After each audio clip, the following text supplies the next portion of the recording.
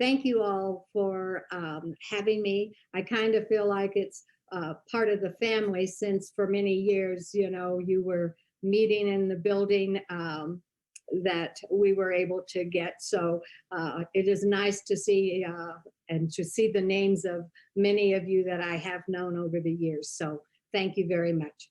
A little bit about who I am. I think that with the world that we live in, most of us have a connection somehow with those things that give us passion. And so I was raised in a family that had a sister. My sister had severe mental illness. And as a small kid, I remember going to the state hospital in California and experiencing what it was like that she was going through.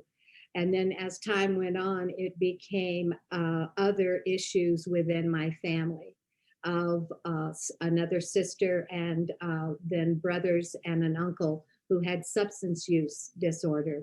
So I think that by the time I got out of nurses training, I had already been exposed to what we now call behavioral health issues within my own family.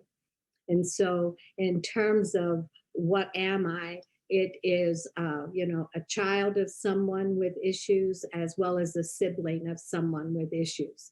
And there were times when I was going through menopause that I felt I was one of the folks that actually experienced anxiety and depression, situational. But I kid the peers that I work with that sometimes I am a peer as well. And so, as with many of us, so what Tom asked me to talk a little bit about is, my experience over the time that I worked with the LifeLink. And the agency started as a need for just putting, we were focusing on families, getting families off of the streets and those that were really experiencing homelessness. And it was one of those things that we had no idea the depth of the issues that we would be facing over the next multiple amounts of time, including what they're continuing to do today. And that is that one of my focus was that let's take a look at treating the whole person, because people are more than a diagnosis. They're more than a situation of having to live on the streets. They're more than just someone who is experiencing food issues or lack of transportation. And so in order to do that, what we sort of began doing is kind of wrap around and for the adult population. And we did that prior to even knowing that there was such a thing called wraparound. Initially, we didn't get any funding, but through donations. And over time, we expanded to include what we felt would be of benefit to the community. And that continues to happen today. I feel very proud that there are agencies that fill a small niche, and then there are agencies that fill multiple niches. And I feel that that is exactly what has happened.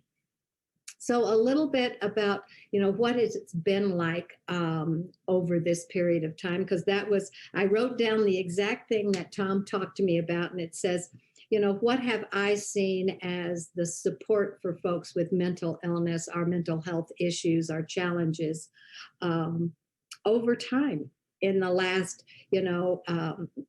33, 35 years. But some of that can also go back to what I witnessed as a teenager, as someone that was in nurses training. And then when I got my doctorate in counseling, I saw I have seen a great deal of change. Some of it not as rapid as we would like, but others that have been monumental. But before I do that, I wanted to kind of, bring a little bit of statistics in, because I think that's important for us to understand. And I have had the privilege of working with peer support workers who are adults with lived experience providing crisis counseling to those that have been impacted by COVID for the last our project just finished in January, and there were peers that were all over the state that provided services by telephone. And one of the things that I kept noticing is what the impact of this pandemic has also done within the last year. And so I started looking up some of the statistics. And these are things that you probably already know, but I think it brings into a little bit of perspective the issues that I found have been really changed, that are changing over the years. And that is that there was a study that was done between September 29th and October the 11th of 2021. And this, I think, is a significant issue and a significant number, because it really is putting into perspective what we're all facing right now. And that is that 31.9% of the population that was surveyed identified anxiety and or depressive disorders have truly impacted their current lives. And that is up from 11% in 2019. So as you can see, the impact is pretty significant, which then brings into, it really brings into us why the things that you advocate for and the services that are being provided, how critical they are right now. What we also know that because of the pandemic, there has been another issue that has come out that wasn't really in the spotlight before, and that's the number of individuals who are having suicidal ideation and also who are completing suicide. And so we know that there's underlying issues, but that the increase has been very startling all across our nation. Mm-hmm. One other piece of information that I thought really came home to me is within the United States, New Mexico is ninth of one of the highest percentages with a population of severe mental illness. Okay. That's, we have such a small population, but to have a percentage that is significant, I think that is really something that we need to identify. Other issues that our state has been dealing with, of course, is the number of deaths that have been caused by drug overdose. And I'm bringing this in because in the world that we started when we opened the LifeLink, one of the major issues that I wanted to point out to you was, okay, what have I seen over the past 30 years in providing services? And one of the significant ones is the fact that when we first got into this world, in order for you to get treatment, you had to go to multiple places. If you had mental health issues, you needed to go over here to see this particular practitioner. If you had substance use, you had to go over to another place in order to get services. And that created a real challenge for the individual who was impacted. And that is, it was multiple providers when you were one person. And, even our federal agency, had a separation of substance abuse as well as prevention, as well as mental health. However, they've all kind of coalesced, realizing that sometimes the best approach is the integration of those services.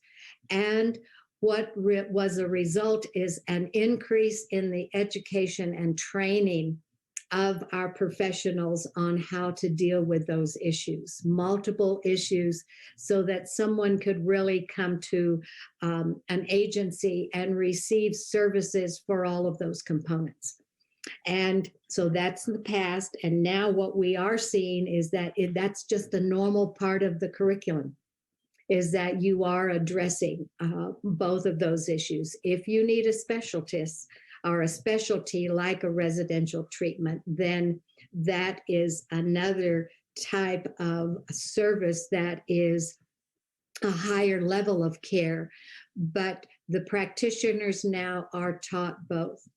And interestingly enough, what are we seeing today? And started a couple of years ago, and that is the integration of behavioral health services into the medical field, into the clinics, because oftentimes that's the first spot that someone will go to if they are needing any kind of medical issue.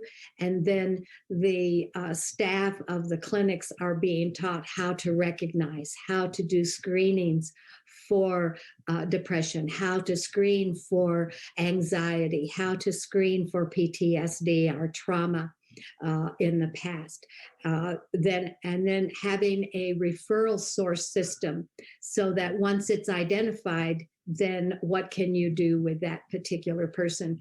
And we now have health clinics. We now have medical clinics that are incorporating behavioral health professionals into their setting. And we are starting to see the expansion of the workforce to include peers in the medical setting as well as in the behavioral health setting. So I think those are the reason I brought the statistics up, is so that we do keep in mind that a person is a person. They're more than just one particular issue, but they need to be addressed in all of that. So a little bit about some of the other things that I have seen over time, and which I think has been just really very encouraging. And that is, I truly believe what I have finally seen is a greater understanding of what mental health is, what wellness is, what recovery is, because we can use some of those terms now, and there is a pretty significant understanding of that all across the country. Some of that is because of the education and the training that is happening, but it's also because of some of the programs that have been endorsed, such as mental health first aid. Okay, such as all of the trainings that you at NAMI have been doing for many years. You know, your family to family. I love seeing that you're still doing that. You still have the peer-to-peer work, that is done. But also you have one of the most educational websites that is in place, so that if someone wants to learn more, they can do it there. I think that has brought about a significant change in that term that we use a lot of calling of stigma. However, I feel like I'm doing the positive, and then I will also then move over to the negative. And that is that there still is a lot of stigma.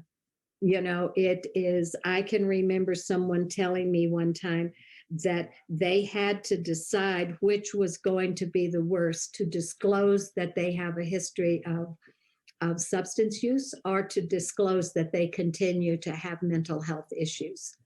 And so we still have a ways to go, but we are further along now than we have ever been, but still continuing.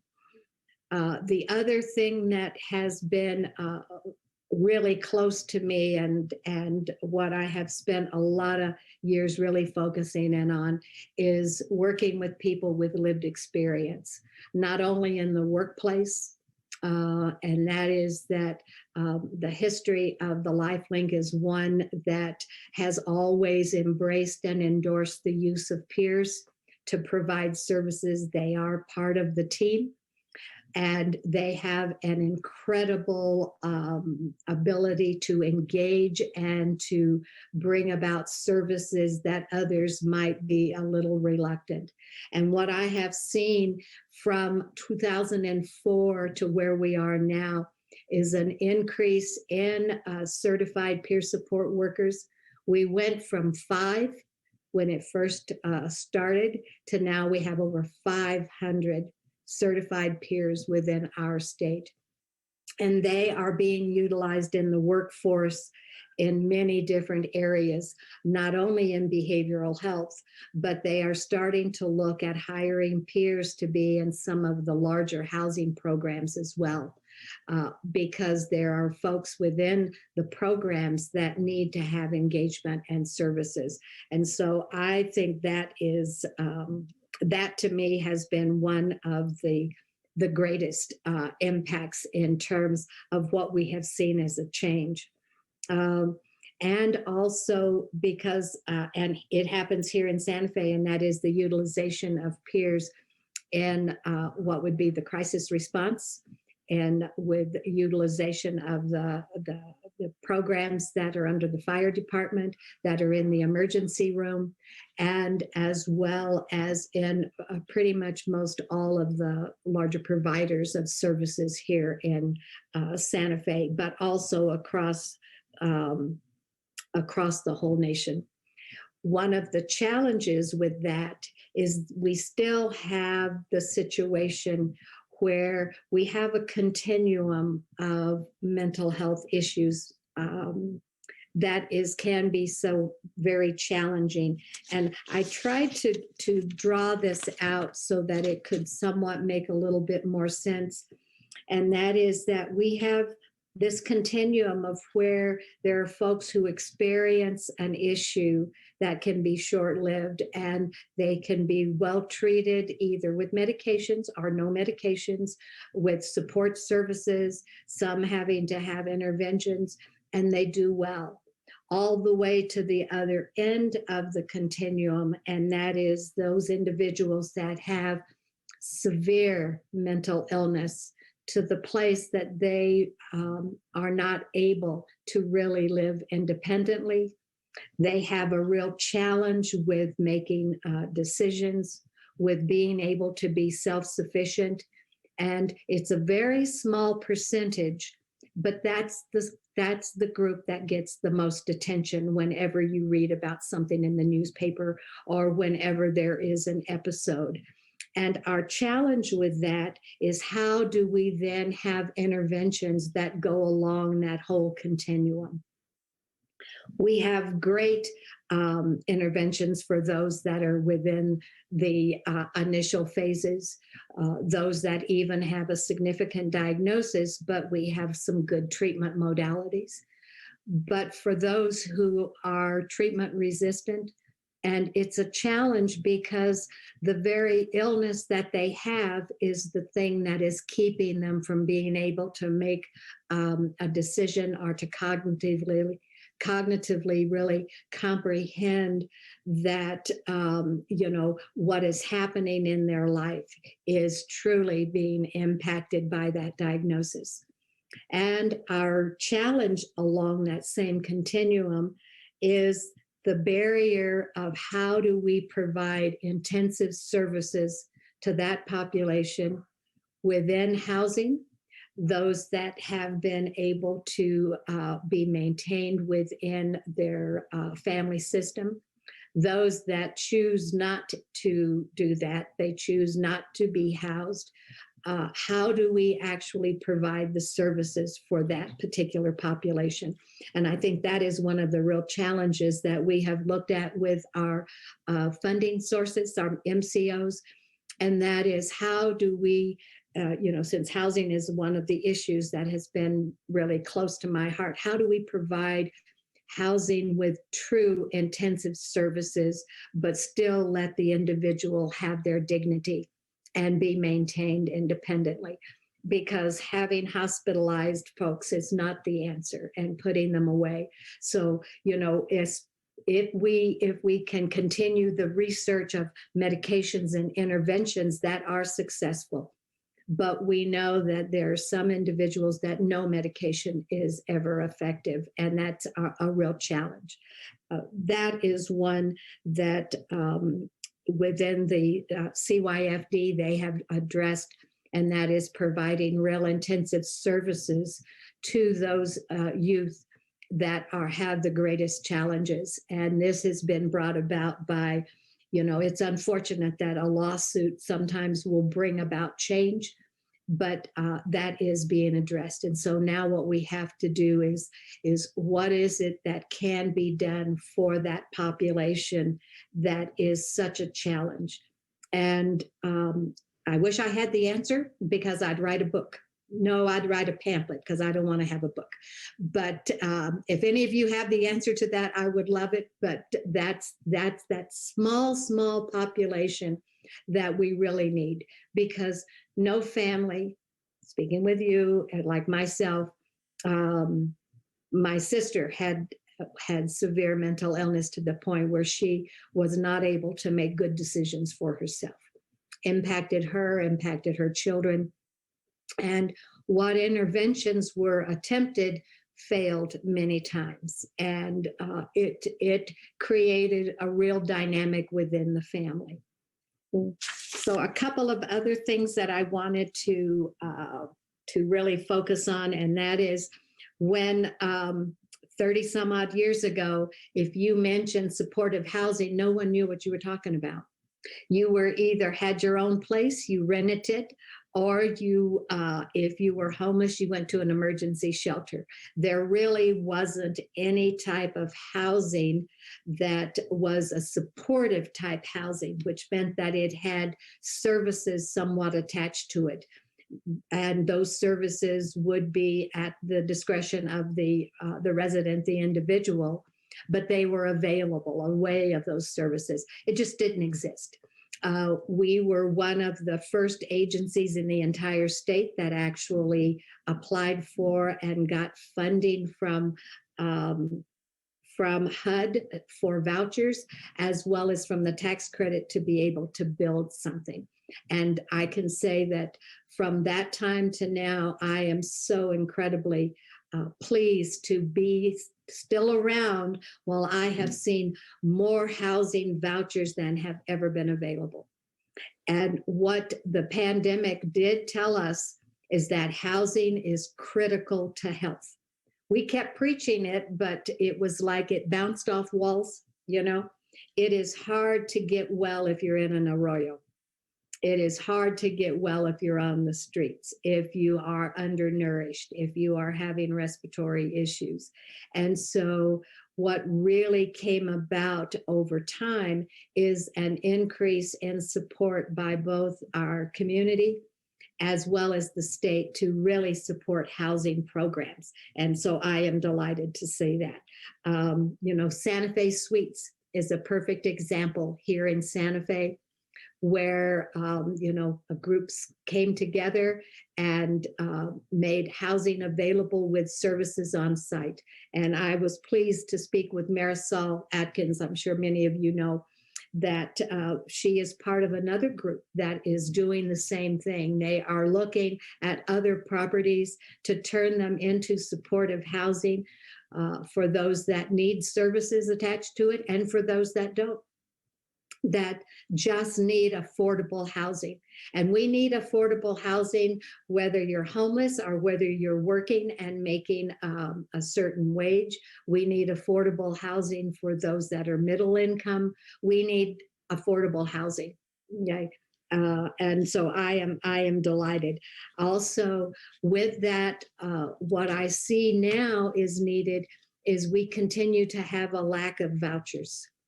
And I think it's very important that we advocate for an increase in the supports through our federal HUD programs, and also through our municipalities, our communities, such as Albuquerque is expanding the number of vouchers that they are going to be issuing. There is also an increase in the number of transitional housing programs that are starting to be seen. And so I think that's important. Another issue is it's important that when housing is built in our community, that we really try and advocate that the source of income is a critical issue, and that is that someone should not, if the housing complex has received public funds to actually be built. I think it's important that they accept vouchers, because sometimes what was happening and is still happening today in programs across our state is that there are vouchers that have been issued, but there is no housing that the person can utilize that voucher for.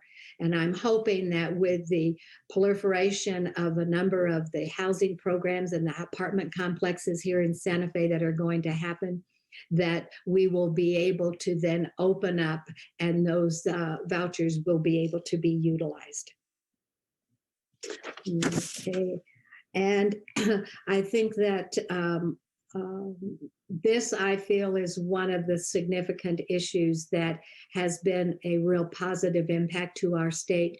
And that is when our state was one that made the decision to go with the Medicaid expansion, and which meant then that the availability of Medicaid was based on income, not on you having to complete a horrific application and with a diagnosis and then have to wait a number of years for it to happen. And once your disability was determined, then you were able to qualify and get Medicaid, and that no longer is the case.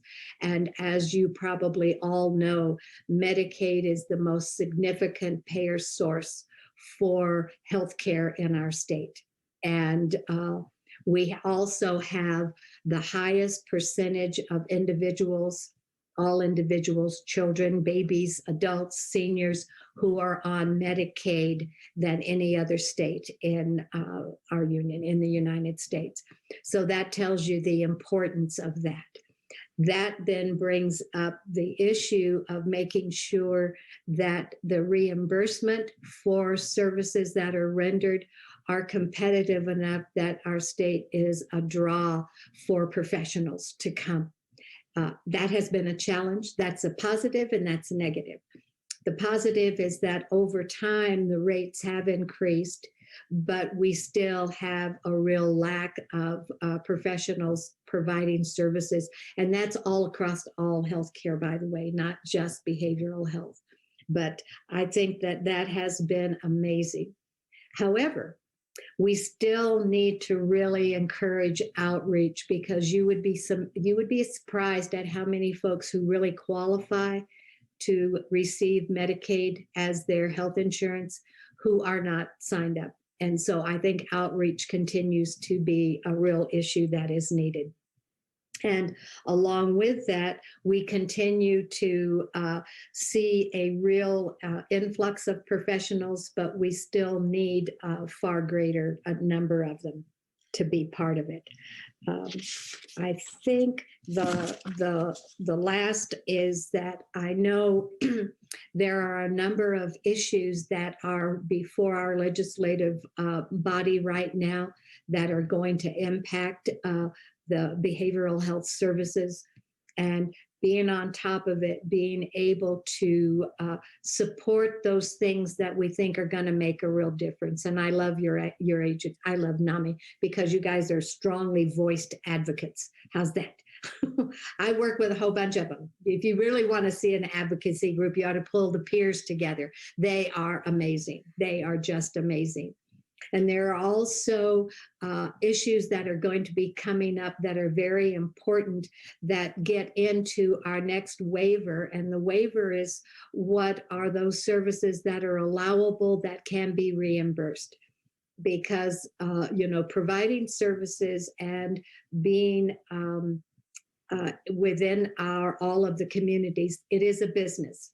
It's a calling, but it is also a business. And so we need to make sure that those things that are going to be the most impactful to us are those things that can be reimbursed. Having ACT teams and having outreach programs, having fire departments that are not putting out fires, but they are providing behavioral health services. Santa Fe is a leader in that, by the way. Discovering what are some of the sources that will make a big difference in someone's life, and then really encouraging and focusing on those. integrating the individuals so that they are not set aside and isolated. Um, I think that's important. People do well. We had an employment program, and with this, I'll let you ask me any questions that you might want. And we had a van, and so they would pick up different folks that from the shelters, and those that were able to have an apartment, and so they did work, and they got paid cash that day for the work that they provided. And one of the support workers, the case managers, told me that it was remarkable. He said when folks were picked up and they were in the bus, they would talk about their issues, talk about, the lack of whatever. And he said once they got out into the work site and they started working, the whole conversation changed. It became people talking to people, what do you like? Do you read? What are the things that are important in your life? And so it became much more of a real exchange. And he said it was absolutely marvelous to watch that if we put people in the right environment, then they can grow and flourish. And, recovery is a journey, wellness is a journey, and we have to address it every day. But putting people in the right environment so they can grow, I think is really important. And hopefully we will continue to be able to do that, both as a community and as a state and as a nation. So I hope that I covered some of the things that were impactful for you as well. But when I was writing everything down, I kept going on and on and on. And finally I said, Tom said 30 minutes, Carol, enough, so. Well, thank you, Carol. Absolutely wonderful. And thank you for all the work you did that contributed to all the developments you talked about. While people are getting their questions together, I've got a few that I wanted to start with. And one of them, you talked about peers, and the LifeLink was a leader in advocating peers, peer contributions, and then we had the certified peer program. Where would you like to see the function, the role, the success of peers in New Mexico 10 years from now? I think what to me is one is that the becoming a certified peer support worker based on your lived experience is like getting in the door. And so now that you're in the door, you're in the living room, there's lots of other rooms that you can utilize. I think there is a big effort on doing supervision training so that though they can be a career ladder, so that they can utilize their experience in providing peer services and then have the skill set to do supervision. I would love to see peers in all areas that impact a person. Not only in the medical clinics, but also like in the housing units, also in other areas that, that are constantly being focused. We had one peer that made the proposal and was in the neonatal ICU down in Albuquerque. And not only did you think that was, what was the peer going to do with a brand new little bitty preemie baby? Well, the babies that were there oftentimes were the children of folks that had substance use, so they were withdrawing. And so they spent a lot of time with the parents. And so opening doors to all areas where peers can be utilized because of their experience, but also because they have a unique ability to have compassion, but they also don't put up with nonsense because they were ones before that also created the nonsense. And so I love it when they speak straight. Okay. And so that's what somebody said, one of them told me, she says, Carol, I got to temper myself because I just want to shake them and tell them that I've been there, done that. Don't do it anymore. So, and I think that there's just a wealth of areas that they can move into, Tom. Thank you. I couldn't agree more. One of the areas you didn't mention, and I'd like to ask you to address, is we're talking about the behavioral health side, both substance use and mental illness, but for many, many of the people that your organization helped and many of the other providers in our town do as well, they also have involvement, sometimes intense involvement with the criminal justice system. And I just was curious what progress you'd like to see with regard to, you know, like you said, it's one person, but we got all these different agencies. Yeah. What would you like to see in terms of integration between the criminal justice system and the behavioral health system? Yeah, I think one of the things that I would like to see more, and there is a program down in Las Cruces that utilizes it in the detention and prison system there, and that is critical time intervention training.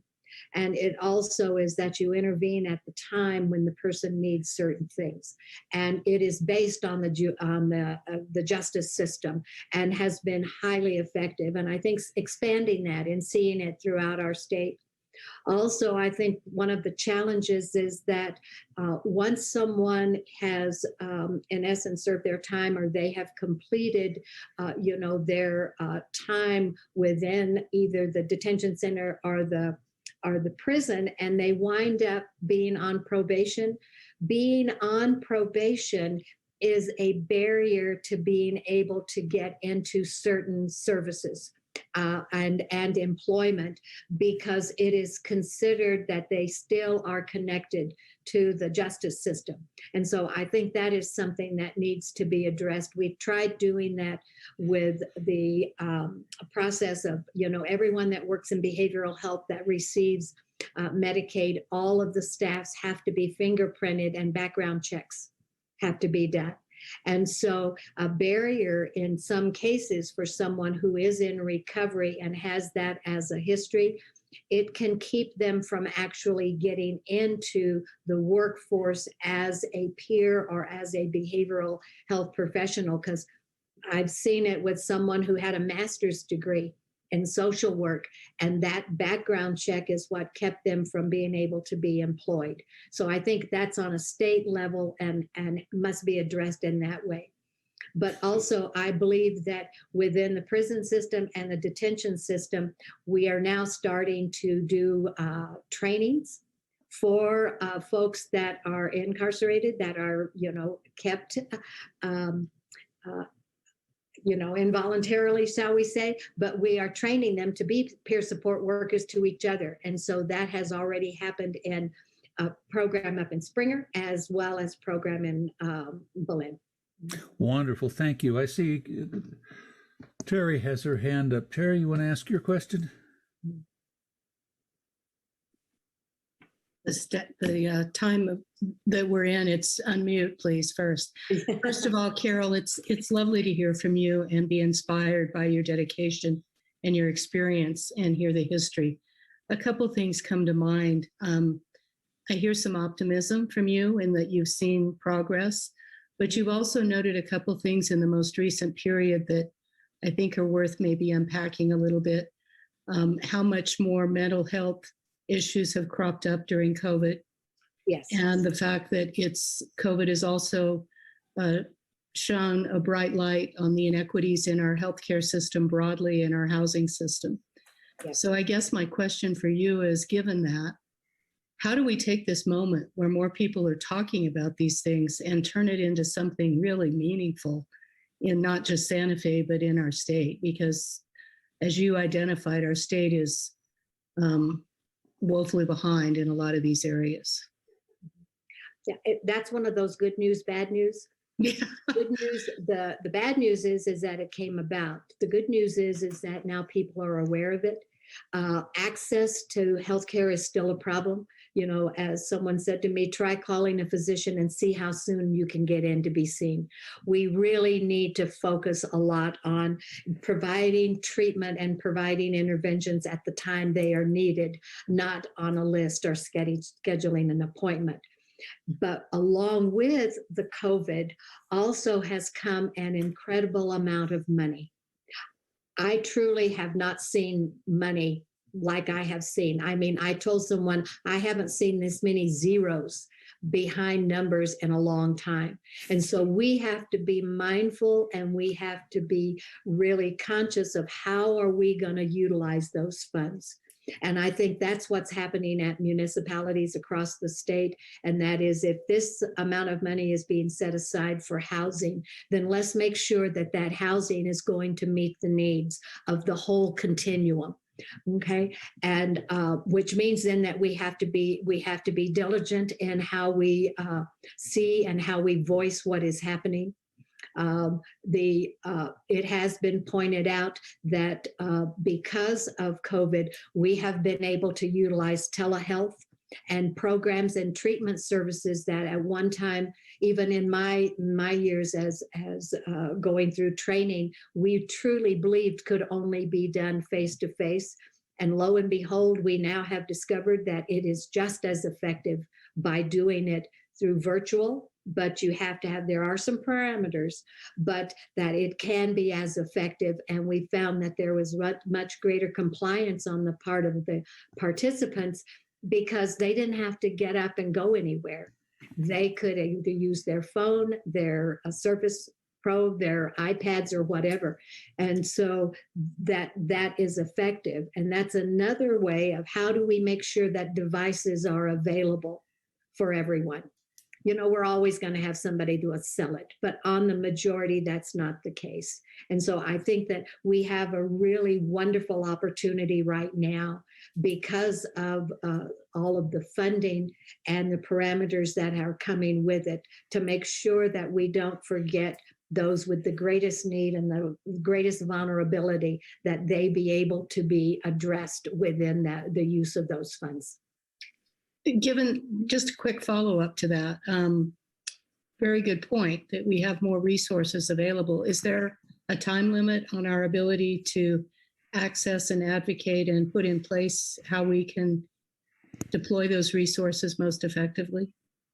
Yes and no. The state received a significant amount of funding through Medicaid to really deploy a whole bunch of newer projects.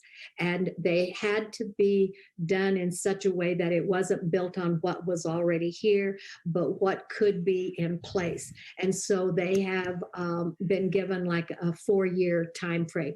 Some of the other funding that has come had time limits, but many of those time limits have already been extended for the simple reason that you just can't not do it, you have to be diligent in what it is that you're going to be spending the money on. We do not want to just throw stuff away because we may never see this again. And so we want to make sure that if you're going to build something, that it is built correctly, and so that you do everything you need to do to make sure that the structures are good. I read an article about what happened to the housing in New Orleans after the situation there, and this many years later, the housing is falling apart. I mean, it has mold. The structures are. I mean, it is very sad, and a lot of it has to do with the fact that right at the beginning they didn't take the time to really make sure that what they were building was going to conform to the area of where it was being built. You can't build something on a place that has a lot of water and expect that the foundation, if it doesn't reinforced with concrete, wood is going to rot. So I bring that up. So we just need to be due diligent in what it is we're going to spend things on, but we also need to not wait so long that it's going to take forever. And so there are some that have time frames attached to them, and there are others that have already had those time frames extended. Thank you. Thank you very much. Jess, do you have a question? Yes, we have a question from Facebook. someone wanted some more clarification about the certified peers. This is actually Risha, our former president. She said, she wanted to say, you said there were about 50 certified peers. I think you said there were 500, but she wanted to know what services they provide and how does one become certified? The actual training is through the Office of Peer Recovery Engagement, which is it is a program within the Behavioral Health Services Division of HSD. And there is criteria. There has to be a number of years of recovery and wellness, and then they take a week-long training, and they have to have 40 hours of experience, what we would call an internship, so that they can see what is happening on the job. And then they take an exam, and that exam is monitored through the board. There is a New Mexico behavioral health board that oversees the credentialing process for certified peers. And so they take an exam, and they have to have continuing education every 2 years to recertify. And there is a website that they can go to that is the Network of Care, and just put in certified peer support worker. Carol, I just put it in the chat. Oh, you're so good. Okay. So excellent and question. That gives you the application and everything. One of the things, just to insert here, we could get Militia Montano, who is the office director of that program, to give a talk at one of our info talks and talk about the peer program and how one goes about becoming a peer if there's general interest among our membership. I also wanted to say, if you're somebody who's listening or maybe listening for the first time, we do take questions through the chat. So if you have a question and you just want to put it in the chat because you don't really want to get on become a star on the video, you're welcome to put your question in the chat. We'll pick it up there. And we had one question in the chat. Yes, this is being recorded. It'll be posted on our website in a day or so, actually on our YouTube channel for NAMI Santa Fe. And you'll be able to pick up any parts of it you missed if you came in late or you had to leave early. Carol, I don't see any more hands up, but I do have a couple other questions. One of them that's just very personally interesting to me is linked to stigma is the fact that people who struggle with mental illness, substance use disorder, and their families really don't have any voice. Nobody really hears their stories. Nobody knows what they're going through. And a lot of the public has never really had firsthand experience of some of these. They may know somebody, but it's different if you know somebody compared to if you live with them or you rely upon them. And I just wondered if you had any idea how our community, our state, could go about giving more voice to these these people we care for, and helping them be heard, and in the same process educate everyone else to what their reality is. Yeah, and that really is the challenge. What we do know statistically is that 1 in every 5 persons experiences a mental health or mental illness issue every year. That's 1 in 5. And so that means that there are people connected to that one, just like you're saying. I think that one of our big challenges is that we have some committees and we have boards that are in place to actually represent or to advocate. And, we're right now in the process, the Behavioral Health Planning Council, of expanding the board. And the governor has just recently, through her process, has appointed other members. And one of the requirements is, and this comes down from the federal level, by the way, is that greater than 50% must be someone who is either has lived experience, what we call a peer, a family, or an advocate. And so that they have the greater voice of that group. And so we need more of that. We need more of, I am always so impressed with our recovery communities and all of the activities that they do. But just doing something one day in September every year, we need to have a way in which that particular group can have an impact within their own community.